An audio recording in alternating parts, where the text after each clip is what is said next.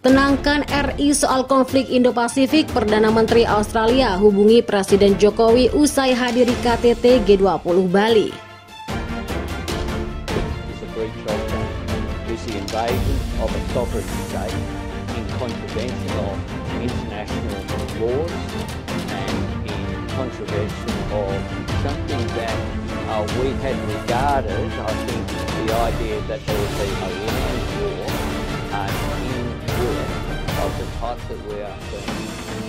Kami saya minta kepada Perdana Menteri Albanisi kita bersama-sama melakukan hilirisasi di Indonesia. Saya hanya menawarkan kepada Prime Minister Anthony Albanisi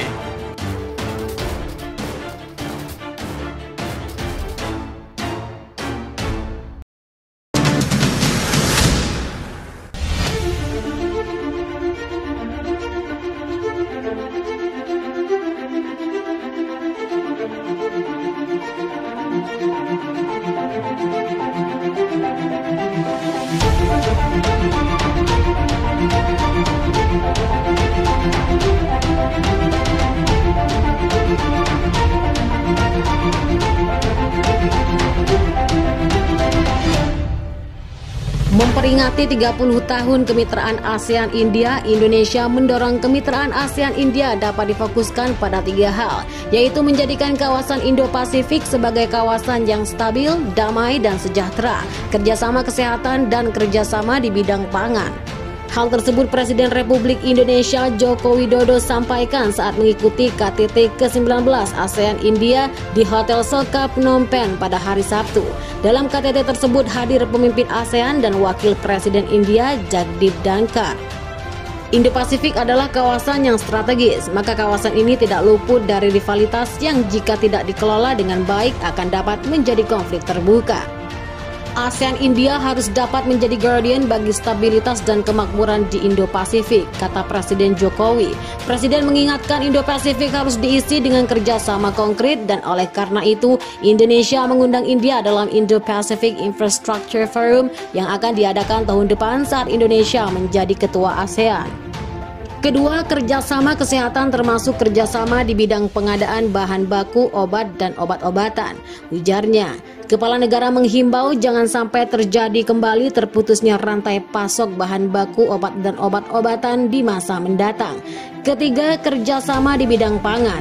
Jika digabungkan, maka jumlah rakyat ASEAN dan India mencapai sekitar 2 miliar orang. Kita harus bekerja sama agar krisis pupuk tidak terjadi, ungkapnya.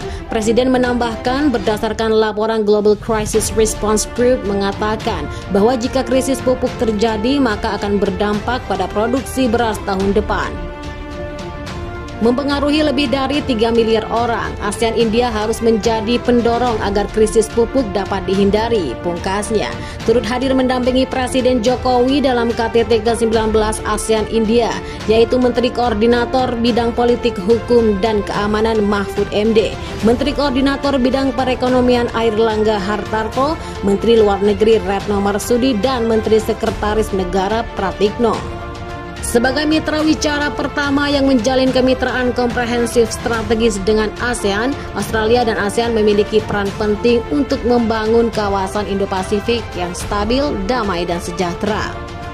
Demikian disampaikan Presiden Joko Widodo saat berbicara pada KTT kedua ASEAN Australia di Soka Hotel Phnom Penh tanggal 12 November 2022. ASEAN dan Australia juga memiliki kesamaan pandangan mengenai pentingnya penghormatan terhadap hukum internasional. Saya berharap kiranya Australia juga memiliki kesamaan pandangan dengan ASEAN mengenai pentingnya kerjasama yang inklusif. Inklusivitas sangat penting untuk memperkuat strategic trust, ujar Presiden Jokowi. Dalam KTT yang dihadiri pemimpin ASEAN dan Perdana Menteri Australia Anthony Albanese tersebut, Presiden Joko Widodo mengemukakan 3 hal fokus kerjasama yang dapat diperkokoh antara ASEAN dan Australia. Yang pertama, menurut Presiden, ASEAN dan Australia harus terus menjalin kerjasama konkret dalam konteks Indo-Pasifik. Saya yakin ASEAN Australia dapat segera mengambil beberapa pilot project dari 4 prioritas kerjasama yang tertera dalam ASEAN Outlook on the Indo-Pacific. Dalam kaitan itu, sebagai Ketua ASEAN tahun depan, Indonesia harapkan partisipasi Australia dalam Indo-Pacific Infrastructure Forum, kata Presiden. Fokus kerjasama yang kedua menurut Presiden Jokowi adalah Australia dapat menjadi jembatan untuk memperkuat komunikasi antara ASEAN dan Pacific Island Forum. Indonesia mengusulkan komunikasi antara Sekretariat ASEAN dan PIF bisa mulai terjalin. Ketiga, on bilateral note, saya mengajak Australia untuk hadir dan berkontribusi dalam pertemuan Indonesia Pacific Forum for Development yang utamanya akan memberikan perhatian pada kerjasama ekonomi dan pembangunan di kawasan Pasifik, ucap Presiden. Di akhir pengantarannya, Presiden Jokowi menggarisbawahi pentingnya ASEAN dan Australia yang memiliki tanggung jawab menjadikan kawasan kita sebagai epicentrum of growth.